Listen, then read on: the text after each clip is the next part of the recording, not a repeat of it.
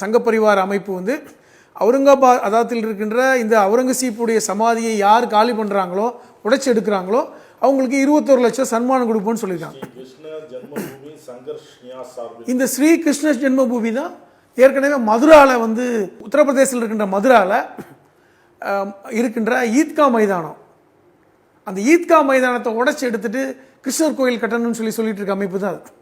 இப்போ அதே அமைப்பை சார்ந்தவங்க தான் சொல்கிறாங்க அவுரங்கசீப்புடைய இந்த சமாதியை வந்து இந்த இந்தியாவிட்டே எடுத்துடணும், அப்படி எடுத்துட்டா நான் 21 லட்சம் கொடுக்குறேன். இது என்னன்னா நீங்கள் வந்து இது அரசியல் பின்புலத்தை நீங்கள் பார்க்கணும். ஆர்எஸ்எஸ் ஆரம்பித்து 100 வருடங்கள் முடிய போகுது. 1925 செப்டம்பர் மாதம் ஆர்எஸ்எஸ் உடைய பிதாமகர் எக்டேவர் சாவர்கரால் இந்த ஆர்எஸ்எஸ் உடைய அமைப்பு ஏற்படுத்தப்பட்ட இடம் நாக்பூரில் இருக்கின்ற இடம் தான்.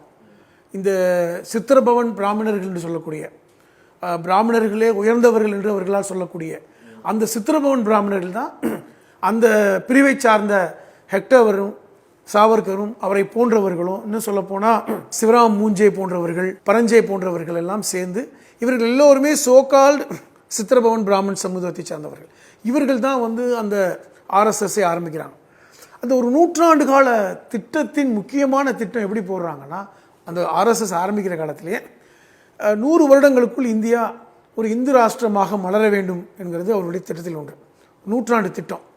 இரண்டாவது திட்டம் என்பது, அந்த திட்டங்கள் பல்வேறு திட்டங்களை போடுறாங்க.